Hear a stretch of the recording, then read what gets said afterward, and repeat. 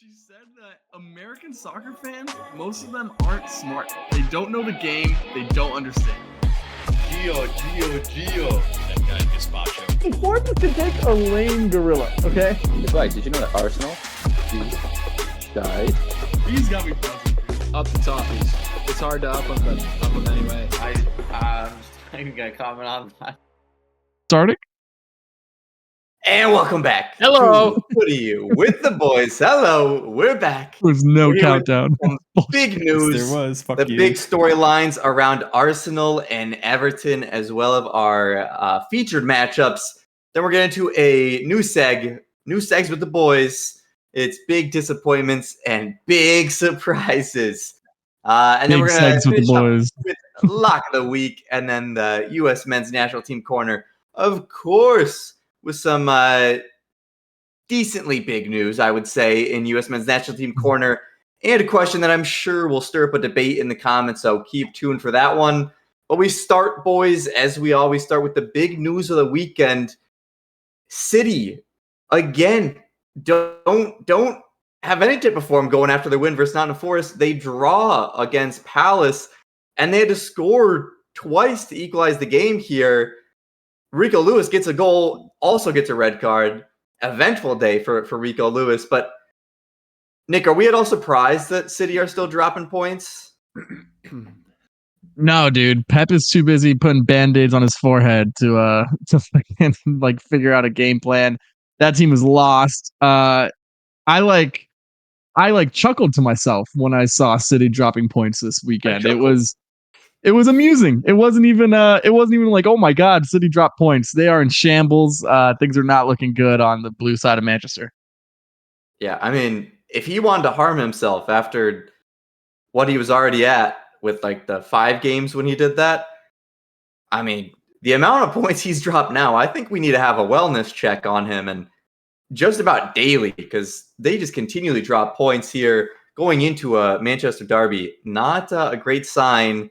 Speaking of the Manchester derby, Mike, Manchester United lose to Nottingham Forest. Ruben Amorim has failed to take advantage of a new manager bounce here.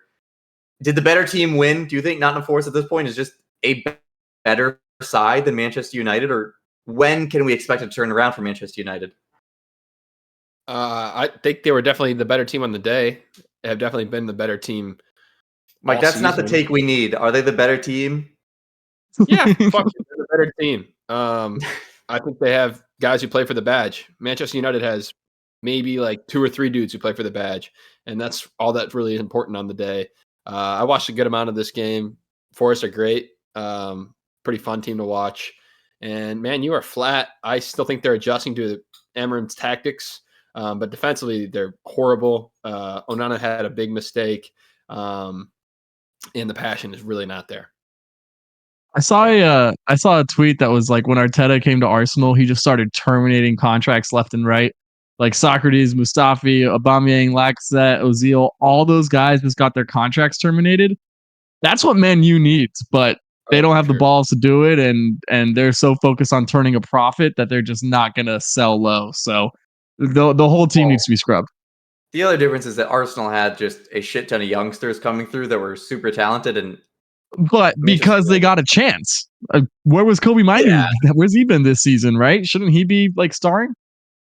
He started. I mean, he didn't look good this game. Never mind. Shit. No one Never mind. did, Got it. question. That's a question the fans are asking too. Where is he? Where was the Kobe Mainoo of last year? Because he was destined to be something. But a team that does have a lot of youngsters have been given a lot of youngsters chances. Maybe too many youngsters, you could argue. But Chelsea comes back to beat Tottenham after being down 4-2. Come back to win that game 4-3.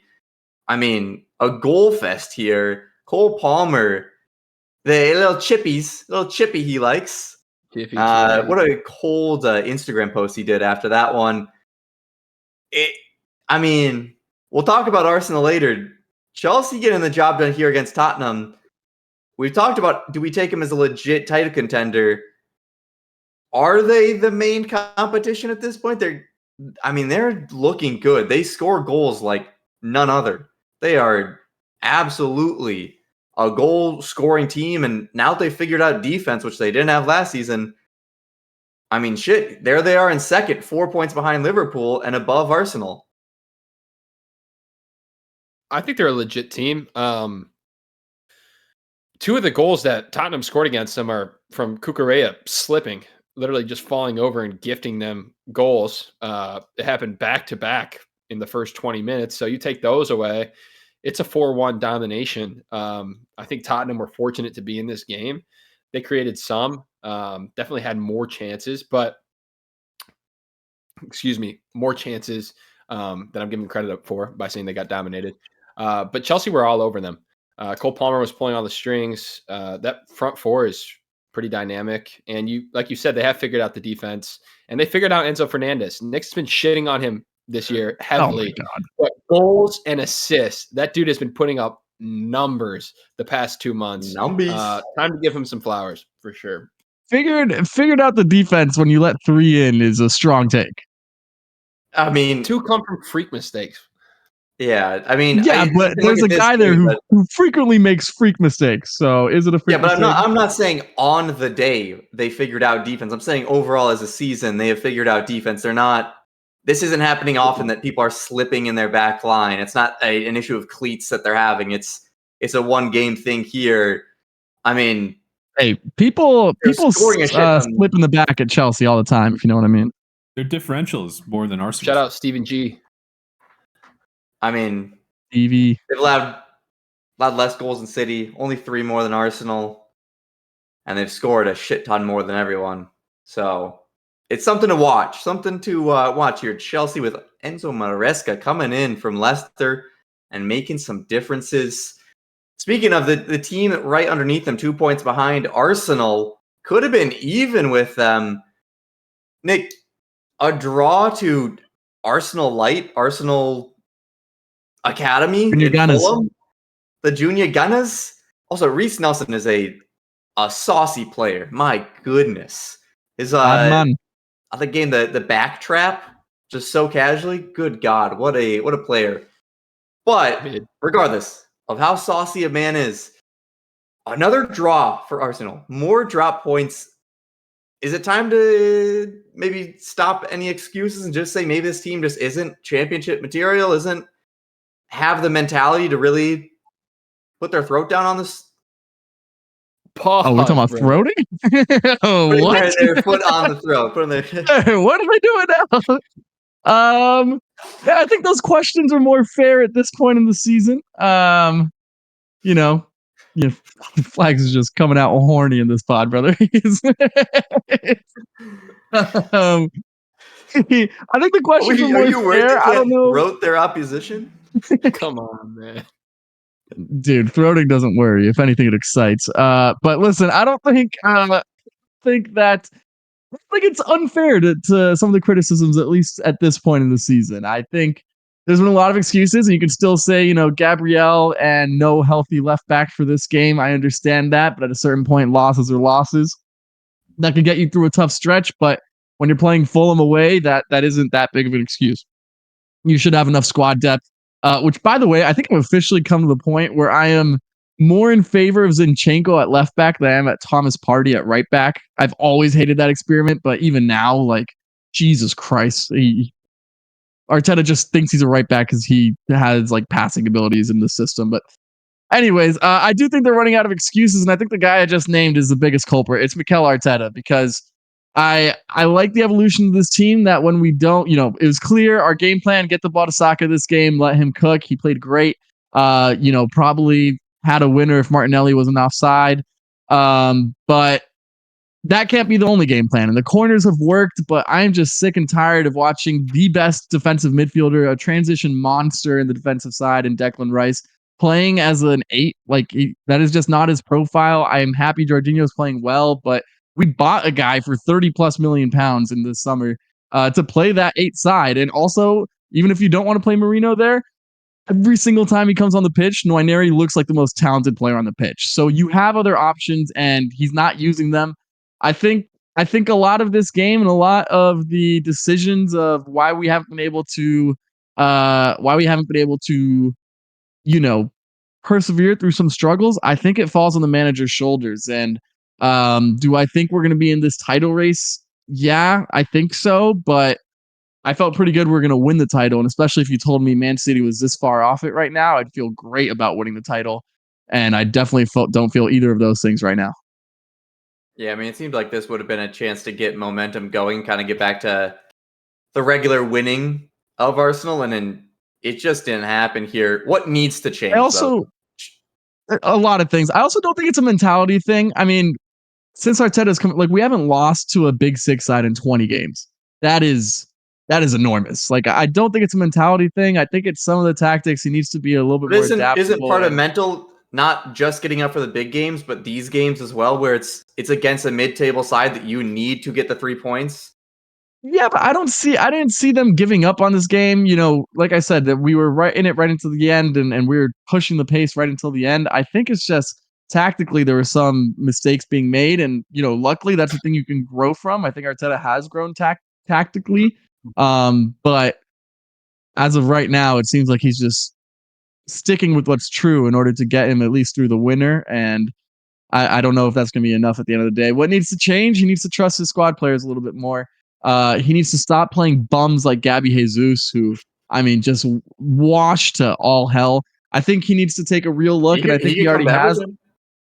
Dude, I think one thing I will give Arteta credit for is that he has recognized the Martinelli fall off far quicker than I have. I came into the season defending him, predicted a big year for him, and he's been having, especially this offsides to cancel out the winner was inexcusable. He just has to look down the line, and he puts a great ball into Saka. We know the talent's there, but I don't know what's going on with the kid. He's been deservedly benched for Trossard as of late for the past month or so. So, you know, obviously we're still in a better place than we were during the dark times, but I don't know. Give Nwaneri more minutes, give Marino more minutes, put Declan Rice back at the 6, and let's just get cooking once again, because I mean it was like 5 good games in a row of really great ball. This might be a blip at the end of the day, but how many more blips can you really afford? Yeah, it's a competitive league here that you can't have too many trip ups in the run down the stretch. But I will say that at the start of the season, I did say they needed to add more attacking power to this team to be able to get that title, and we're looking at some players that could maybe be used a little bit better if they had some more stars. Yeah, in there. credit to you. I think another high end attacker would make a real difference in the squad right now. Credit to you. Yep. Yeah, I wonder who else. I don't know if that means a 9 or a left winger. I don't think you need both, but I think one more. Yeah, I think just somebody other than Saka, and then obviously you have Odegaard creating from center. Yeah, it's especially that Odegaard and Saka are on the right side together. Like they had 5 guys on those 2 guys and Timber too. Like I could think of one attacking talent from Ukraine that could play from left back. Okay. I have said put Zinchenko at the 8 many times, and Arteta will not listen to me. So, well, we'll see. Maybe he'll try some stuff out. Mike, I've been in his DMs.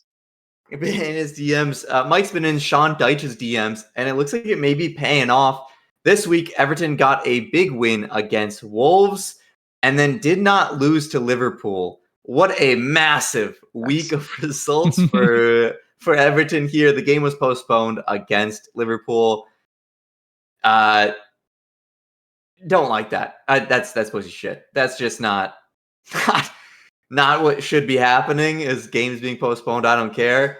How do we feel about this though? We get a little extra rest with Arsenal coming up. Obviously, it'll still have to be played. So at a certain point later in the season, we're gonna have less rest. So do you like the more rest before Arsenal, or does it matter at all, really? Shit, I would have liked to take the win into the Derby, 4 goals, and then transition into the Merseyside, but the weather didn't cooperate, so they had to postpone it. I think we would have got up for this game, regardless of form. I hope so. We always do. No, I don't care about the extra rest going into Arsenal. It's still going to be a massive challenge. Even in the dip that Arsenal's in, without scoring that many goals, they're going to cause so many problems for us. I already know it. Wolves is very shit. if Hey, you we can let scored 5 Everton goals like score 9 more days goals- ago. You did. No, I'm not shitting on you. I'm shitting on us. Still, even after a 4-0 win, I think that's a testament to how bad Wolves are. They really, really suck. 2 own look goals good. from Craig Dawson, Dominic Calvert-Lewin. Yeah, they won 4-0, and he was in that team, but he's awful. I still don't want him anywhere near my squad. One of those own goals is him missing a tap-in header, and it hits Craig Dawson in the foot and goes flying in the goal. He smiles cheekily because he knows that he should have fucking put it in, but he doesn't have an ounce of talent in him. He's a shell of the player that he once was, and he really never was that good. There's a few guys in the squad who need to go. I still think Sean Dyche needs to go. The win was solid, but I think we're just waiting for the ownership to take over, for that deal to be finalized, and then some moves will actually happen. He is, as much as you're talking about Arteta being reluctant to try some guys, try some younger players, Sean Dyche is that biggest culprit. He uses the same fucking guys all the time, is not willing to experiment, doesn't try any of the young players, and new guys don't really even come to the club that often. I'm so sick of it. I'm really, really tired of it. I think the 4-0 win was cool. It's something to get a little bit excited about, but these deep lying issues are still within the club, and we need a clean slate. Yeah, I still think Sean Dyche out. I think it's just you're waiting until it gets to a near irreversible damage type spot, and I just don't think that's a smart approach. Also, though, with Everton now, you do have to watch out and kind of hate watch everybody else that's towards the bottom. Not been going well. Crystal Palace, obviously, we talked about them getting the draw with City. They also have not been beaten in their last 4 games. Leicester City beats West Ham and then draws with Brighton. Motherfuckers just are picking up points left and right. So we got our win versus Wolves, but we're still in the same fucking spot. I mean, it's going to be a long season for the Toffees here. So if you're a Toffee fan, stay locked in because we're going to have a lot of takes, and I'm sure it's going to get a lot worse than how we're feeling right now. But let's also keep a little glass half full. It could get a lot better than what we're feeling right now. Who knows? Maybe our strikers will figure out they're supposed to put it in the net, and all of a sudden, boy, we would be cooking. Boy, would be cooking if they can just put it in. Let's get Brought out to Broha, who did feature cameo off the bench. He is finally fit. Let's see him starting sooner than later. Yeah, let's emphasize that sooner part right there. Let's get to the big game of the week, the Manchester Derby. Manchester United, Manchester City. What an interesting game of storylines this one is. It's a Manchester Derby, but Ruben Amorim coming in just beat Man City with Sporting. Man City on what's the worst run of form that I can remember in recent history in this oil money reign that they've had. Manchester United, though, I mean, they haven't given anything to inspire confidence that it could be turning around and they could beat City here. What do you expect to see? Because it's kind of 2 teams on the decline looking to catch themselves. Who does, Mike? I'd still have to bet on Man City taking this. They are in free fall. Pep's 100% to blame here. He's really setting this team up to fail. If you watch them, they have no replacement for Rodri. They don't have another defensive mid within the squad, which is a problem. And then their adjustment has been trying to throw Rico Lewis in the midfield, who doesn't cover all that well. He gets sucked up in the attack, and then it's Kovacic or it's Gundogan, who doesn't have legs. Neither of them really have legs. Trying to cover a back 3 who doesn't have a whole lot of pace. Kyle Walker's definitely gone down a notch. So they'll be there to be exposed. If Man U comes out with the right personnel, they will have chances. I just think City's going to find a way to score a couple of goals. Kevin De Bruyne finally back in the squad, is looking well, is finding passes. That unlocks Erling Haaland, makes him much more of a threat. And I don't trust whatever the midfield pairing is for Man U. to do the defensive work. They've tried out a bunch. I don't think it's been the same two since Amarin's taken over. He's very experimental, which I can appreciate. I think a coach should test things out.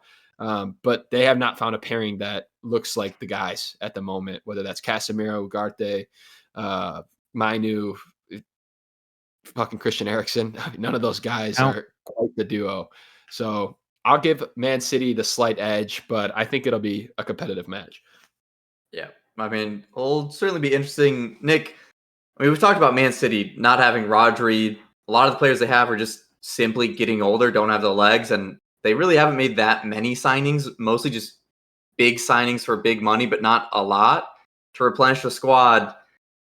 Manchester United, if they pull this off, if Ruben Amorim gets his big signature win coming in and he gets this one, I mean, I know that the panic bells are already ringing Man City, but what type of pandemonium does that set off at Manchester City if this Manchester United squad, in the worst spot in their history, beats Manchester City while they're struggling, but obviously still in a much better position than this Red Devil side?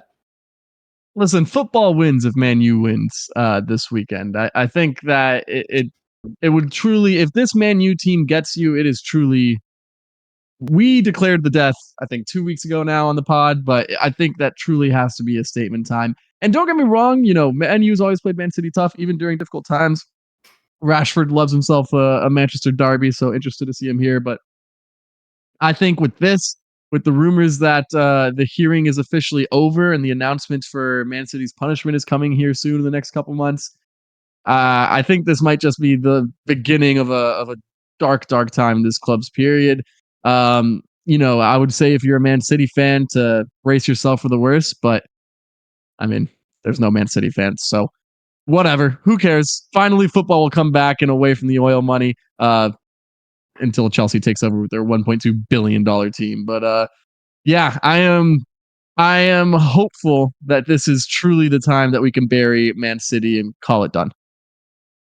Yeah, I mean, I think so. That court hearing, I don't have a lot of faith that it's going to really have ramifications for Man City just based off who their owners are and how much money they have. But certainly, if you think a loss here would be the worst it gets, wait till you're playing in the championship next season and see where that's going for you guys. Let's move to some new SEGS with the boys. It's called Biggest Disappointment and Surprises. Mike, why don't you kick off SEGS with the boys, biggest disappointments and surprises, with your biggest disappointment of the season so far? This is not a personal attack, Nick, but my biggest disappointment has been Arsenal. I love to hate on Arsenal just because it feels pretty fucking personal. I'm not gonna lie.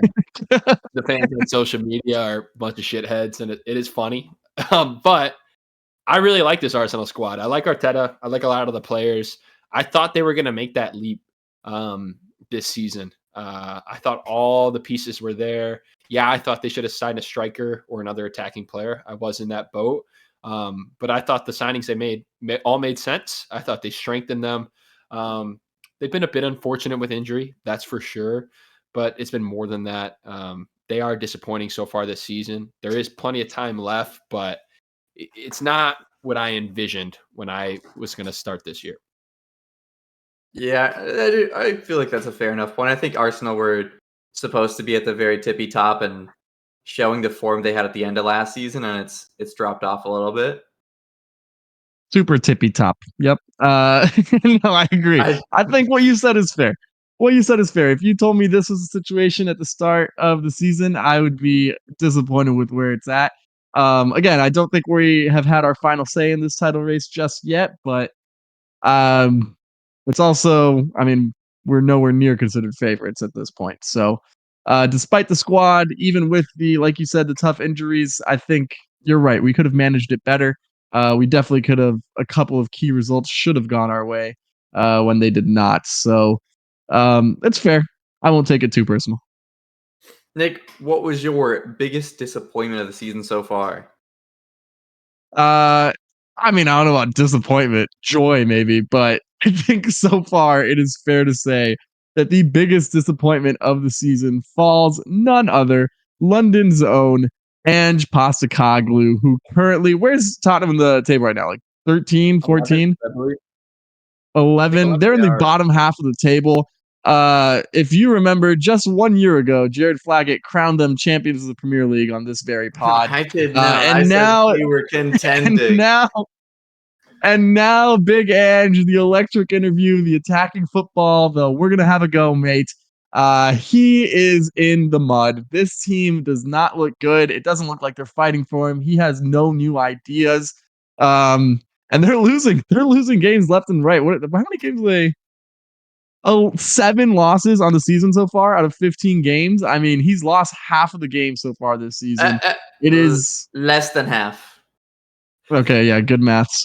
It's not even like they're a step away. They look lost a lot of times that they're out there. This squad, which was not heavily invested in other than Dom Solanke, like that's your marquee signing heading into an important time of your project. So I think he's been a huge disappointment. I think that he could get fired if I'm being honest. And if you said that 12 months ago, whether or not you thought they were champions, I think if you said Ange could be out after this next season, that would have been hugely disappointing if you're a Spurs fan.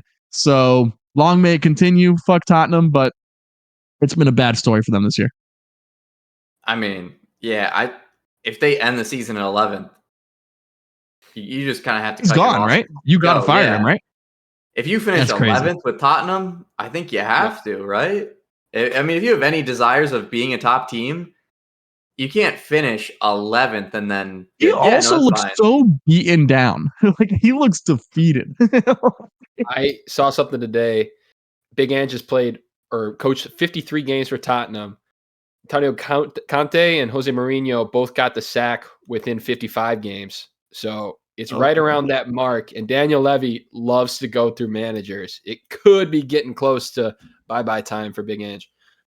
Yeah, I think he's still somewhat riding the high of that crazy streak where they were top of the league and looked so good. And then once people figured out their tactics, there was no tactical flexibility. There was no switching around for Big Ange. That way of playing is just the only way he knows how. Only way he knows how. My biggest disappointment of the season is Phil Foden. This man, where is he? Put out the milk cartons. This man, he's got to be injured, right? Be the next Kevin De Bruyne, the next guy who's going to lead Manchester City, was the PFA Player of the Year. Player of the Year in the Premier League. And now this season, like, where is he? Quite literally, he's done nothing for Man City. 1 goal. Or one, and it's a massive assist, not even a goal. I mean, it's a massive part of why they're struggling so much is you have somebody who's supposed to be such a gigantic contributor, and he's nowhere to be found. I thought he just continually built and built and built, and now with, Kevin De Bruyne getting older and, this team developing more to include him, that he would continue to grow. He would be able to build off of that big award, and then, man, what's happened to Phil Foden? He's gone. It's left him. Leave the game before it leaves you, I guess. My favorite is all the tweets of like Mark Flecken and Phil Foden have the same amount of goal contributions this season. Flecken's a keeper. And it's just like the shittiest tweets I think like 2 weeks ago, it was like, you and I have the same amount of contributions as Phil Foden. The man is a fraud, a skilled fraud at that, but he was never the bright lights player. He was a fancy player, and now when times are tough, you cannot depend on him. How he won the Player of the Year is beyond me. I mean, he is a very skilled player, has all the talent in the world, but he's just not putting any of it to use right now. It's been a long time, too. I mean, he was shit in the Euros, and that's transitioned all the way through this season. Real bad. So, I hope he turns it around. I mean, I don't personally love him or Man City, but I do like good play, and he has none to be found at the moment. Gareth Southgate ruined him. You heard it here first. Let's get into our surprise goal reverse order. I will start with my surprise. West Ham. Boys, in our preview of the season, I was talking about West Ham fighting for European spots and even like sniffing at that Champions League spot. I wasn't talking about the women's team here. I was talking about the men's. But regardless, I thought the signings they were making, they already had Kudus, they already had a good base and had such a good last season. They've been dog shit. They've been horrible. They got it handed to them by Leicester. I mean, I just don't have any words. I thought they were going to be good, and they're god awful. Mike, are you as shocked as I am by West Ham being this poor? They beat Wolves today, brother. Bruh. They're back. Hey, Wolves have looked good. I am very Wolves. I was beating Wolves is the mark of a good team. Everton may be back. I was right there with you, dude. I thought they made great signings, strengthened their squad. Fulkrug, Soler, Guido Rodriguez. I mean, a lot of good signings. Wan-Bissaka. They made a ton of signings and a lot of kind of high-profile signings, at least mid-profile, and none of them have looked great. Lopetegui looks out of his depth, honestly. Oh, he is gone. Yep. He is He might gone. have done a good job He with, should like, already be here, gone. but yeah, he's got to be on a short leash. Yeah, I mean, he's looked like he has no control over what this team's doing. And I thought Mohamed Kudus would be the star to lead this team forward. I think he just got to get out of there and find a new environment because it's just not working at West Ham right now. Mike, who is your biggest surprise of the season? Nottingham Forest, and in a positive way. I thought Nottingham Forest would be down in the depths with Everton scrapping for survival as they were last year, one of the two teams who received a point deduction. And I thought they would have sold a lot of players in the summer. I didn't know how much kind of holding power they had. They kept most of the big name guys, Gibbs White, Murillo at center back, Calvin Hudson-Odoi, some of these bigger players. And then they bolstered their ranks. Milinkovic at center back with Murillo. That's a hell of a partnership. Elliot Anderson in the midfield's had a great season so far. And Matt Sells is Murillo. What a Murillo. player Murillo is. Oh my He's God. a stud. That guy's going to be a big money player very, very soon. I think he's only like 2021. Good friend of the pod, Cody Benazic, big Nottingham Forest fan, has nothing but great things to say about Murillo. And I have really nothing but great things to say about this team. Only team who's beaten Liverpool so far this year at Anfield, which is a massive accomplishment, no matter the year and no matter the team. Chris Wood knocking in goals like he gets paid for it because he does. I think 9 goals this season so far. This team has been very, very good. Mike, is there a team or a way that this team can disappoint at this point? Because, like you said, they're expected to be relegation side, but do expectations maybe readjust halfway through where you say, hey, if we get 8, we maybe get some type of chance at European football? Is that maybe the goal now, and maybe disappointed if you miss out on that, or is it still just, hey, you know what, we have another season in the Premier League?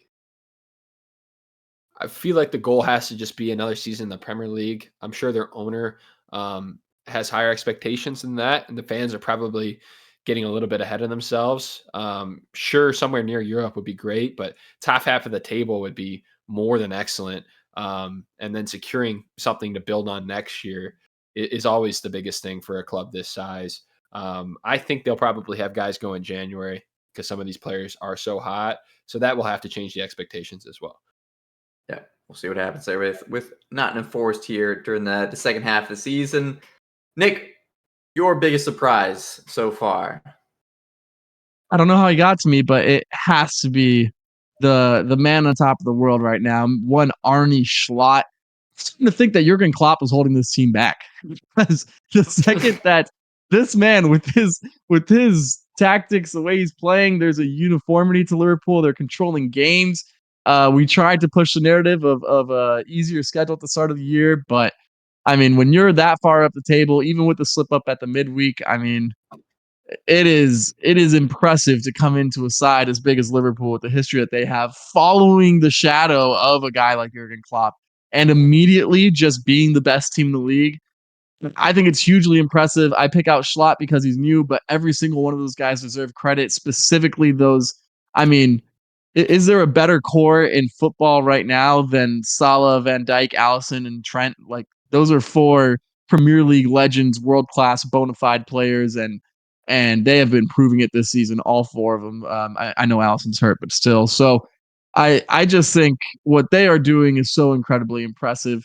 I think they'd be good? Yes, I like the way they looked in the preseason, so I'll pat myself on the back a little bit. But did I think they'd be this far up the table, this far into the season?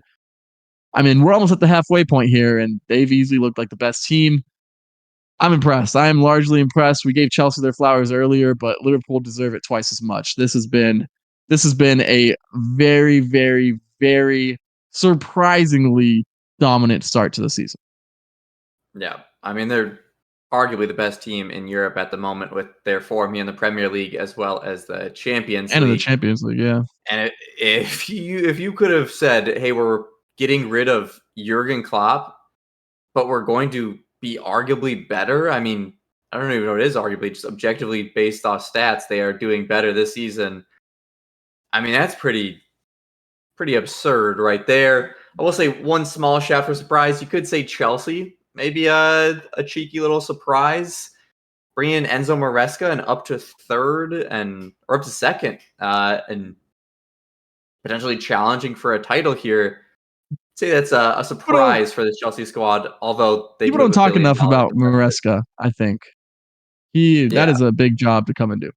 I got that one dead wrong. That was one of my early season predictions. Was Maresca was not going to do well because the players won't be able to adapt to his style. Obviously, I was wrong, way off the mark. He's got these dudes cooking. At least you didn't put Ten Hag top 4. Not only does he have them cooking, he's got like every fucking player on that roster cooking. When they rotate this squad for Conference League games, I mean, Mudryk looks class. To be fair, if they're not cooking in Conference League games, then seriously, brother, come on, we're not. But credit where credit is due. Chelsea look very good, and maybe you could argue that it was a good decision. Get rid of Pochettino because the players don't fit, regardless of what was building at the end of the season. I think it proved that owners a bit right to say, hey, you know what? We want to play a certain way, and we want to invest in players for that. So you're gone. And Enzo Maresca's come in and made them look all right after their $1 billion of spending to be up there in second. Money well worth it. Todd Bowley, who knows? Let's move to the Lock of the Week competition, where we have an update on the points here. And man, there's a lot of fucking red on this table. Last week, Chelsea Spurs was the first prediction. 3-1 was the prediction. It was 4-3. So Mike got another point. Nick rode with the boys of Arsenal. They did not get it done for him. And I rode with Brighton, who allowed a just collapse to happen against Leicester. So I also got that one wrong. Mike increases his lead. Mike, what is your lock of the week this week around? I have Liverpool beating Fulham 2-1. They're going to do what the Arsenal could not. All right. If they lose, Arsenal are better than Liverpool. Correct. Yeah, transitive property, bitches. When the fuck where's the 4, brother? 2.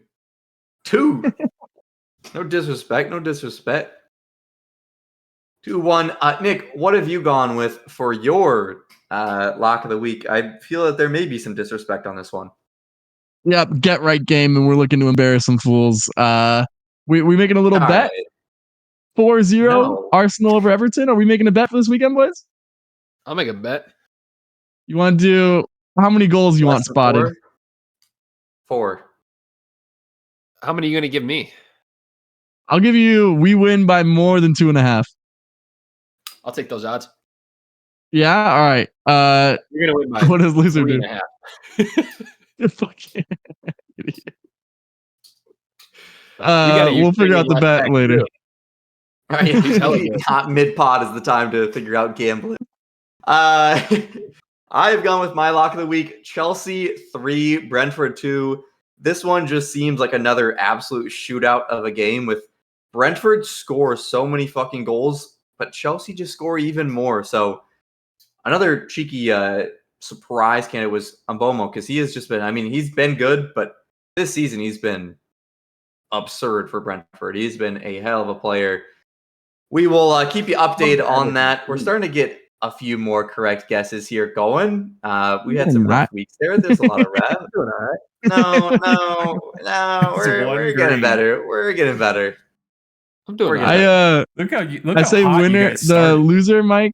loser Mike has to take Flags' Gio jersey.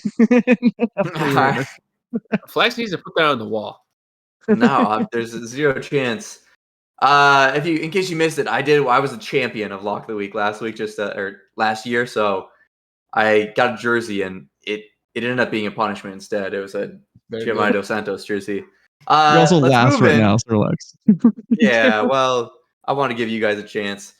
Let's move to the U.S. men's national team corner, and we start with some good news and some bad news. A Mike Tracy special, but this time it is regarding Christian Pulisic. Good news, his documentary, the first episode at least, came out today. This is Monday, December 9th on time of recording. Came out, watched it. Good episode, some good stuff in there. They talk about some bias against the Americans in Europe. Certainly some interesting ones. Wes McKennie also in that one talking about his time with Juventus and the bias. So some juicy tidbits in that one. But bad news, bring it back down. Pulisic got injured in their last game, a minor calf tear. So he'll be out until next year. That does only mean 3 weeks, but that's not going to stop us from saying clickbaity things like Pulisic out for the year. He will be back and is being targeted to be back in the Coppa Italia semifinal against Juventus on January 3rd. So he'll miss about 4 games here. Not what you want to see from such a hot start to the season here, but wasn't too bad. And hopefully he can recover pretty well. Other people that always are scoring, Pepi. Once again, scoring another goal. He has scored in every single game he started for PSV. At a certain point, when do you just got to say, fuck, man, sure, have the starting job over De Jong. He's our captain. He's the whatever, but he just won't stop scoring, this motherfucker.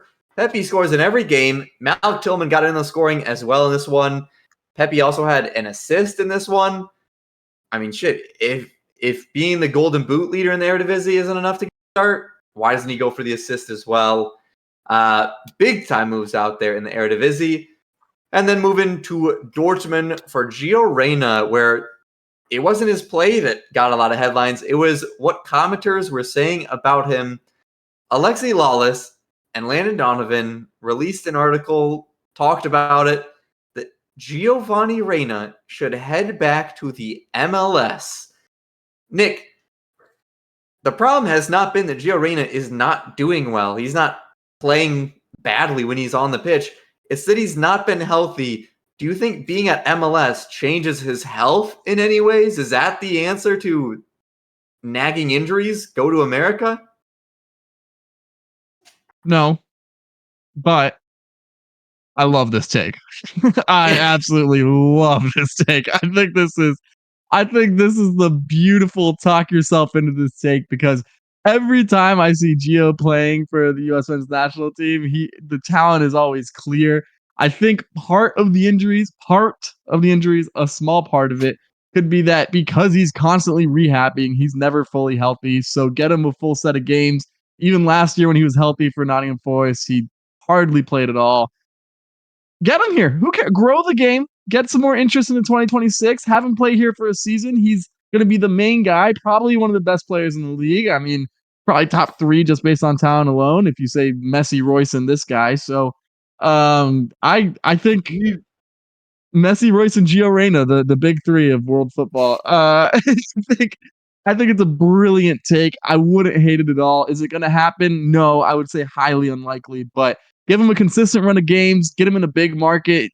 Put him in Galaxy or LAFC. Put him in New York. Put him in Atlanta. Something. Bring him to the Chicago Fire. Give Mike Tracy something to watch on the weekend.